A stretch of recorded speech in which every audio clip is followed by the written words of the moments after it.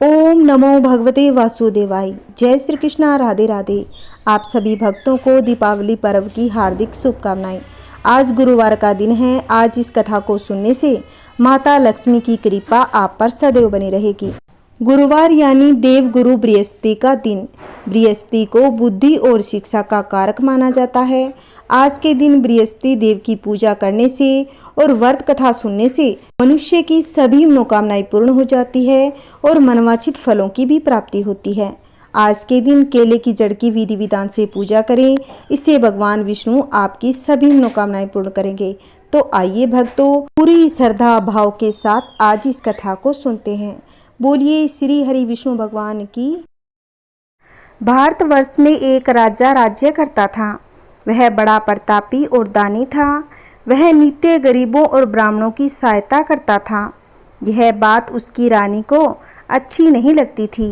वह न ही गरीबों को दान देती, न ही भगवान का पूजन करती थी और राजा को भी दान देने से मना किया करती थी। एक दिन राजा शिकार खेलने वन को गए हुए थे, तो रानी महल में अकेली थी। उसी समय बृहस्पति देव साधु वेश में राजा के महल में भिक्षा लेने के लिए गए और भिक्षा मांगी। रानी ने भिक्षा देने से इनकार कर दिया और कहा, हे साधु महाराज, मैं तो दान पुण्य से तंग आ गई हूँ। मेरा पति सारा धन लुटाता रहता है। मेरी इच्छा है कि हमारा धन नष्ट हो जाए, फिर न रहेगा बांस और न बजेगी बांसुरी। साधु ने कहा, देवी तुम तो बड़ी विचित्र हो। धन संतान तो सभी चाहते हैं, पुत्र और लक्ष्मी तो पापी के घर भी होने चाहिए। यदि तुम्हारे पास अधिक धन है तो भूखों को भोजन दो, प्यासों के लिए प्याऊ बनवाओ, मुसाफिरों के लिए धर्मशालाएं खुलवाओ। जो निर्धन अपनी कुंवारी कन्याओं का विवाह नहीं कर सकते, उनका विवाह करवा दो। ऐसे और कई काम हैं जिनके करने से तुम्हारा यश लोक परलोक में फैलेगा। परंतु रानी पर उपदेश का कोई प्रभाव नहीं पड़ा। वह बोली, महाराज आप मुझे कुछ न समझाएं। मैं ऐसा धन नहीं चाहती जो हर जगह बांटती फिरूं। साधु ने उत्तर दिया, यदि तुम्हारी ऐसी ही इच्छा है तो तथास्तु। तुम ऐसा करना कि बृहस्पतिवार को घर लीपकर पीली मिट्टी से अपना सिर धोकर स्नान करना, भट्टी चढ़ाकर कपड़े धोना। ऐसा करने से आपका सारा धन नष्ट हो जाएगा। इतना कहकर वह साधु महाराज वहाँ से आलोप हो गए। साधु के अनुसार कही बातों को पूरा करते करते रानी को केवल 3 बृहस्पतिवार ही बीते थे कि उसकी समस्त धन संपत्ति नष्ट हो गई। भोजन के लिए राजा का परिवार तरसने लगा। तब एक दिन राजा ने रानी से बोला कि हे रानी, तुम यहीं पर रहो, मैं दूसरे देश को जाता हूँ, क्योंकि यहाँ पर सभी लोग मुझे जानते हैं, इसीलिए मैं यहाँ कोई छोटा कार्य नहीं कर सकता। ऐसा कहकर राजा प्रदेश को चला गया। वहाँ वह जंगल से लकड़ी काट कर लाता और शहर में बेच देता। इस तरह वह अपना जीवन व्यतीत करने लगा। इधर राजा के प्रदेश जाते ही रानी और दासी दुखी रहने लगी। एक बार जब रानी और दासी को 7 दिन तक बिना भोजन के रहना पड़ा, तो रानी ने अपनी दासी से कहा, हे दासी, पासी के नगर में मेरी बहन रहती है, वह बड़ी धनवान है। तू उसके पास जा और कुछ ले आ, ताकि थोड़ी बहुत गुजर बसर हो जाए। दासी रानी की बहन के पास गई। उस दिन गुरुवार था और रानी की बहन उस समय बृहस्पतिवार व्रत की कथा सुन रही थी। दासी ने रानी की बहन को अपनी रानी का संदेश दिया, लेकिन रानी की बड़ी बहन ने कोई उत्तर नहीं दिया। जब दासी को रानी की बहन से कोई उत्तर नहीं मिला तो वह बहुत ही दुखी हुई। उसे क्रोध भी आया। दासी ने वापस आकर रानी को सारी बात बता दी। सुनकर रानी ने अपने भाग्य को कोसा। उधर रानी की बहन ने सोचा कि मेरी बहन की दासी आई थी, परंतु मैं उससे नहीं बोली, इससे वह बहुत दुखी हुई होगी। कथा सुनकर पूजन समाप्त करके वह अपनी बहन के घर आई और कहने लगी, हे बहन, मैं बृहस्पतिवार का व्रत कर रही थी। तुम्हारी दासी मेरे घर आई थी, परंतु जब तक कथा होती है तब तक न तो उठते हैं न ही बोलते हैं, इसीलिए मैं नहीं बोली। कहो दासी क्यों गई थी? रानी बोली, बहन तुमसे क्या छिपाऊं, हमारे घर में खाने तक को अनाज नहीं था। ऐसा कहते कहते रानी की आंखें भर गई। उसने दासी समेत पिछले 7 दिनों में भूखे रहने तक की बात अपनी बहन को विस्तार पूर्वक सुना दी। रानी की बहन बोली, देखो बहन, भगवान बृहस्पति देव सबकी मनोकामनाओं को पूर्ण करते हैं। देखो शायद तुम्हारे घर में अनाज रखा हो। पहले तो रानी को विश्वास नहीं हुआ, पर बहन के आग्रह करने पर उसने अपनी दासी को अंदर भेजा तो उसे सचमुच अनाज से भरा एक घड़ा मिल गया। यह देखकर दासी को बड़ी हैरानी हुई। दासी रानी से कहने लगी, हे रानी, जब हमको भोजन नहीं मिलता तो हम व्रती तो कर रहे थे, इसीलिए क्यों न इससे व्रत और कथा की विधि पूछ ली जाए ताकि हम भी व्रत कर सकें। तब रानी ने अपनी बहन से बृहस्पतिवार व्रत के बारे में पूछा। उसकी बहन ने बताया, बृहस्पतिवार के व्रत में चने की दाल और मुनक्का से विष्णु भगवान का केले की जड़ में पूजन करें तथा दीपक जलाएं, व्रत कथा सुने और पीला भोजन ही करें। इससे बृहस्पति देव प्रसन्न होते हैं। व्रत और पूजन विधि बताकर रानी की बहन अपने घर को लौट गई। 7 दिन के बाद जब गुरुवार आया तो रानी और दासी ने व्रत रखा। गुड़साल में जाकर चना और गुड़ लेकर आई, फिर उससे केले की जड़ तथा भगवान विष्णु का पूजन किया। अब पीला भोजन कहाँ से आए, इस बात को लेकर दोनों बहुत ही दुखी थे। उन्होंने व्रत रखा था, इसीलिए बृहस्पति देव उनसे प्रसन्न थे। इसीलिए वे एक साधारण व्यक्ति का रूप धारण कर 2 थालों में सुंदर पीला भोजन दासी को दे गए। भोजन पाकर दासी प्रसन्न हुई, फिर रानी के साथ मिलकर भोजन ग्रहण किया। उसके बाद वे सभी गुरुवार व्रत और पूजन करने लगी। बृहस्पति भगवान की कृपा से उनके पास फिर से धन संपत्ति आ गई, परंतु रानी फिर से पहले की तरह आलस्य करने लगी। तब दासी बोली, देखो रानी, तुम पहले भी इस प्रकार आलस्य करती थी, तुम्हें धन रखने में कष्ट होता था, कारण सभी धन नष्ट हो गया। अब भगवान बृहस्पति की कृपा से धन मिला है तो तुम्हें फिर से आलस्य होता है। रानी को समझाते हुए दासी कहती है कि बड़ी मुसीबतों के बाद हमने ये धन पाया है, इसीलिए हमें दान पुण्य करना चाहिए, भूखे मनुष्यों को भोजन कराना चाहिए और धन को शुभ कार्य में खर्च करना चाहिए, जिससे तुम्हारे कुल का यश बढ़ेगा, स्वर्ग की प्राप्ति होगी और पितृ प्रसन्न होंगे। दासी की बात मानकर रानी अपना धन शुभ कार्य में खर्च करने लगी, जिससे पूरे नगर में उसका यश फैलने लगा। उधर राजा एक दिन दुखी होकर जंगल में एक पेड़ के नीचे आसन जमाकर बैठ गया। वह अपनी दशा को याद करके व्याकुल होने लगा। बृहस्पतिवार का दिन था। एकाएक उसने देखा कि निर्जन वन में एक साधु प्रकट हुए हैं। वह साधु वेश में स्वयं बृहस्पति देवता थे।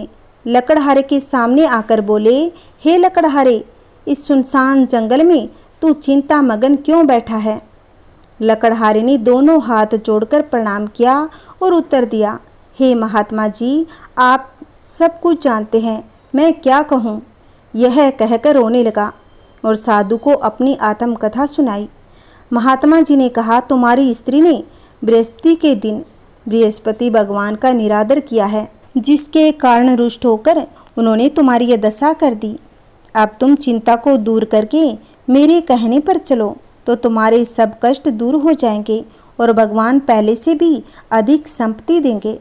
तुम बृहस्पति के दिन कथा किया करो, 2 पैसे के चने मुनक्का लाकर उसका प्रसाद बनाओ, शुद्ध जल से लोटे में शक्कर मिलाकर अमृत तैयार करो। कथा के बाद अपने सारे परिवार और सुनने वाले प्रेमियों में अमृत व प्रसाद बांटकर आप भी ग्रहण करो। ऐसा करने से भगवान तुम्हारी सभी मनोकामनाएं पूरी करेंगे। साधु के ऐसे वचन सुनकर लकड़हारा बोला, हे प्रभु, मुझे लकड़ी बेचकर इतना पैसा नहीं मिलता जिससे भोजन के उपरांत कुछ बचा सकूं। मैंने रात्रि में अपनी स्त्री को व्याकुल देखा था। मेरे पास कुछ भी नहीं जिससे मैं उसकी खबर मंगा सकूं। साधु ने कहा, हे लकड़हारे, तुम किसी बात की चिंता मत करो। बृहस्पति के दिन तुम रोजाना की तरह लकड़ियां लेकर शहर को जाओ। तुमको रोज से दुगना धन प्राप्त होगा, जिसे तुम भली भांति भोजन कर लोगे तथा बृहस्पति देव की पूजा का सामान भी आ जाएगा। इतना कहकर साधु महाराज अंतर्ध्यान हो गए। धीरे धीरे समय व्यतीत होने पर फिर वही बृहस्पतिवार का दिन आया। लकड़हारा जंगल से लकड़ी काटकर किसी शहर में बेचने गया। उसे उस दिन और दिन से अधिक पैसा मिला। राजा ने चना गुड़ आदि लाकर गुरुवार का व्रत किया। उस दिन से उसके सभी कलेश दूर हो गए। परंतु जब दोबारा गुरुवार का दिन आया तो बृहस्पतिवार का व्रत करना ही भूल गया। इस कारण बृहस्पति भगवान नाराज हो गए। उस दिन उस नगर के राजा ने विशाल यज्ञ का आयोजन किया तथा शहर में यह भी घोषणा करवा दी, कोई भी मनुष्य अपने घर में भोजन न बनावे, न आग जलावे, समस्त जनता मेरे यहाँ भोजन करने आवे। इस आज्ञा को जो न मानेगा उसे फांसी दी जाएगी। इस तरह की घोषणा संपूर्ण नगर में करवा दी गई। राजा की आज्ञा के अनुसार शहर के सभी लोग भोजन करने गए, लेकिन लकड़हारा कुछ देर से पहुंचा। इसीलिए राजा उसको अपने साथ घर ले गए और ले जाकर भोजन करा रहे थे तो रानी की दृष्टि उस खूंटी पर पड़ी जिस पर उसका हार लटका हुआ था। वह वहां पर दिखाई नहीं दिया। रानी ने निश्चय किया कि मेरा हार इस मनुष्य ने चुरा लिया है। उसी समय सिपाहियों को बुलाकर उसको कारागार में डलवा दिया। जब लकड़हारा कारागार में पड़ गया और बहुत ही दुखी होकर विचार करने लगा कि न जाने कौन से पूर्व जन्म के कर्म से मुझे दुख प्राप्त हुआ है, उसी साधु को याद करने लगा जो कि जंगल में मिला था। उसी समय तत्काल बृहस्पति देव साधु के रूप में प्रकट हुए और उसकी दशा को देखकर कहने लगे, अरे मूर्ख, तूने बृहस्पति देव की कथा नहीं करी, इस कारण तुझे दुख प्राप्त हुआ है। अब चिंता मत कर, बृहस्पतिवार के दिन कारागार के दरवाजे पर 4 पैसे पड़े मिलेंगे, उनसे तुम बृहस्पति देव की पूजा करना, तेरे सभी कष्ट दूर हो जाएंगे। बृहस्पति के दिन उसे 4 पैसे मिले। लकड़हारे ने कथा कही। उसी रात्रि को बृहस्पति देव ने उस नगर के राजा को स्वप्न में कहा, हे राजा, तुमने जिस आदमी को कारागार में बंद कर दिया है वह तो निर्दोष है, वह राजा है, उसे छोड़ देना। रानी का हार उसी खूंटी पर लटका है, अगर तू ऐसा नहीं करेगा तो मैं तेरे राज्य को नष्ट कर दूंगा। इस तरह रात्रि के स्वप्न को देखकर राजा प्रातःकाल उठा और खूंटी पर हार देखकर लकड़हारे को बुलाकर क्षमा मांगी तथा लकड़हारे को योग्य सुंदर वस्त्र आभूषण देकर विदा कर दिया। बृहस्पति देव की आज्ञा के अनुसार लकड़हारा अपने नगर को चल दिया। राजा जब अपने नगर के निकट पहुंचा तो उसे बड़ा ही आश्चर्य हुआ। नगर में पहले से अधिक बाग, तालाब, कुएं तथा बहुत सी धर्मशाला, मंदिर आदि बन गए थे। राजा ने पूछा, ये किसका बाग और धर्मशाला है? तब नगर के सब लोग कहने लगे, यह सब रानी और बांदी की है। तो राजा को आश्चर्य हुआ और गुस्सा भी आया। जब रानी ने यह खबर सुनी कि राजा आ रहे हैं तो उन्होंने बांदी से कहा कि हे दासी, देख, राजा हमको इतनी बुरी हालत में छोड़ गए थे, हमारी ऐसी हालत देखकर वह लौट न जाए, इसीलिए तू दरवाजे पर खड़ी हो जा। आज्ञा के अनुसार दासी दरवाजे पर खड़ी हो गई। राजा आए तो उन्हें अपने साथ ले आई। तब राजा ने क्रोध करके अपनी रानी से पूछा, यह धन तुम्हें कैसे प्राप्त हुआ है? तब उन्होंने कहा, हमें यह सब धन बृहस्पति देव के इस व्रत के प्रभाव से प्राप्त हुआ है। राजा ने निश्चय किया कि 7 रोज बाद तो सभी बृहस्पति देव का पूजन करते हैं, परंतु मैं प्रतिदिन दिन में 3 बार कहानी तथा रोज व्रत किया करूँगा। अब हर समय राजा के दुपट्टे में चने की दाल बंधी रहती तथा दिन में 3 बार कहानी कहता। एक रोज राजा ने विचार किया कि चलो अपनी बहन के यहाँ हो आएं। इस तरह निश्चय कर राजा घोड़े पर सवार हो अपनी बहन के यहाँ को चलने लगा। मार्ग में उसने देखा कि कुछ आदमी एक मुर्दे को लिए जा रहे थे। उन्हें रोकर राजा कहने लगा, अरे भाइयों, मेरी बृहस्पति देव की कथा सुन लो। वे बोले, लो, हमारा तो आदमी मर गया है, इसको अपनी कथा की पड़ी है। परंतु कुछ आदमी बोले, अच्छा कहो, हम तुम्हारी कथा भी सुनेंगे। राजा ने दाल निकाली। जब कथा आदि हुई तो मुर्दा हिलने लग गया। जब कथा समाप्त हो गई तो राम राम करके मनुष्य उठकर खड़ा हो गया। आगे मार्ग में उसे किसान खेत में हल चलाता हुआ मिला। राजा ने उसे देख उससे बोले, अरे भैया, तुम मेरी बृहस्पतिवार की कथा सुन लो। किसान बोला, जब तक मैं तेरी कथा सुनूंगा तब तक 4 हरैया जोत लूँगा, जा अपनी कथा किसी और को सुनाना। इस तरह राजा आगे चलने लगा। राजा के हटते ही बेल पछाड़ खाकर गिर गया तथा किसान के पेट में बड़ी जोर से दर्द होने लगा। उस समय उसकी माँ रोटी लेकर आई। उसने जब यह देखा तो अपने पुत्र से सब हाल पूछा। और बेटे ने सभी हाल कह दिया। तो बुढ़िया दौड़ी दौड़ी उस घुड़सवार के पास गई। उससे बोली कि मैं तेरी कथा सुनूंगी, तू अपनी कथा मेरे खेत पर चलकर कहना। राजा ने बुढ़िया के खेत पर जाकर कथा कही, जिसे सुनते ही वह बैल उठ खड़ा हुआ तथा किसान के पेट का दर्द भी बंद हो गया। राजा अपनी बहन के घर पहुंचा। बहन ने भाई की खूब मेहमानी की। दूसरे रोज प्रातःकाल राजा जगा तो वह देखने लगा कि सब लोग भोजन कर रहे थे। राजा ने अपनी बहन से कहा, ऐसा कोई मनुष्य है जिसने भोजन नहीं किया हो? मेरी बृहस्पतिवार की कथा सुन ले। बहन बोली, भैया यह देश ऐसा है कि पहले यहाँ लोग भोजन करते हैं, बाद में अन्य काम करते हैं। अगर कोई पड़ोस में है तो देख कर आऊँ। वह ऐसा कहकर देखने चली गई, परंतु उसे कोई ऐसा व्यक्ति नहीं मिला जिसने भोजन किया हो। अतः वह एक कुम्हार के घर गई, जिसका लड़का बीमार था। उसे मालूम हुआ कि उनके यहाँ 3 रोज से किसी ने भोजन नहीं किया है। रानी ने अपने भाई की कथा सुनने के लिए कुम्हार से कहा। वह तैयार हो गया। राजा ने जाकर बृहस्पतिवार की कथा कही, जिसको सुनकर उसका लड़का ठीक हो गया। अब तो राजा की प्रशंसा होने लगी। एक रोज राजा ने अपनी बहन से कहा, हे बहन, हम अपने घर को जाएंगे, तुम भी तैयार हो जाओ। राजा की बहन ने अपनी सास से कहा।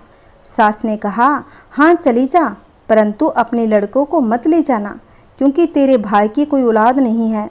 बहन ने अपने भैया से कहा, हे भैया, मैं तो चलूँगी, पर कोई बालक नहीं जाएगा। राजा बोला, जब कोई बालक ही नहीं चलेगा तब तू ही क्या करेगी? बड़े दुखी मन से राजा अपने नगर को लौट आया। राजा ने अपनी रानी से कहा, हम निर्वंशी राजा है, हमारा मुँह देखने का धर्म नहीं है और कुछ भोजन आदि नहीं किया। रानी बोली, हे प्रभु, बृहस्पति देव ने हमें सब कुछ दिया है, वह हमें संतान भी अवश्य ही देंगे। उसी रात को बृहस्पति देव ने राजा से सौपन में कहा, हे राजा उठ, सभी सोच त्याग दे, तेरी रानी गर्भ से है। राजा को यह बात सुनकर बड़ी खुशी हुई। 9वें महीने में उसके गर्भ से एक सुंदर पुत्र पैदा हुआ। तब राजा बोला, हे रानी, स्त्री बिना भोजन के रह सकती है, पर बिना कहे नहीं रह सकती। जब मेरी बहन आए तुम उससे कुछ मत कहना। रानी ने सुनकर हाँ कर दिया। जब राजा की बहन ने यह शुभ समाचार सुना तो वह बहुत ही खुश हुई तथा बधाई लेकर अपने भाई के यहाँ आई। तब रानी ने कहा, घोड़ा चढ़कर तो नहीं आई, गधा चढ़ी आई। राजा की बहन बोली, भाभी, मैं इस प्रकार न कहती तो तुम्हें संतान कैसे मिलती? बृहस्पति देव ऐसे ही हैं, जैसे जिसके मन में कामनाएं हैं सभी वो पूर्ण करते हैं। जो सद्भावना पूर्वक बृहस्पतिवार का व्रत करता है एवं कथा सुनता है, दूसरों को सुनाता है, बृहस्पति देव उसकी सभी मनोकामनाएं पूर्ण करते हैं। जो भी लोग इस बृहस्पतिवार व्रत कथा को सुनते हैं, उसकी रक्षा भगवान विष्णु स्वयं करते हैं। इस संसार में जो मनुष्य सद्भावना से बृहस्पति व्रत कथा और पूजन और नियम पालन करते हैं, सच्चे हृदय से करते हैं, तो उनकी सभी मनोकामनाएं पूर्ण होती है। जैसी सच्ची भावना से रानी और राजा ने उनकी कथा का गुणगान किया, तो उनकी सभी इच्छाएं बृहस्पति देव जी ने पूर्ण की थी। इसीलिए पूर्ण कथा सुनने के बाद प्रसाद लेकर जाना चाहिए। हृदय से उसका मनन करते हुए जयकारा बोलना चाहिए। बोलिए बृहस्पति भगवान की जय, बोलिए विष्णु भगवान की जय। अब हम सुनेंगे आरती। ओम जय बृहस्पति देवा, ओम जय बृहस्पति देवा, छिन छिन भोग लगाऊं, छिन छिन भोग लगाऊं, कदली फल मेवा। ओम जय बृहस्पति देवा, तुम पूर्ण परमात्मा, तुम अंतर्यामी, प्रभु तुम अंतर्यामी। जगत पिता जगदीश्वर, जगत पिता जगदीश्वर, तुम सबके स्वामी। ओम जय बृहस्पति देवा, चरणामृत निज निर्मल, सब पातक हरता, प्रभु सब पातक हरता। सकल मनोरथ दायक, सकल मनोरथ दायक, कृपा करो भरता।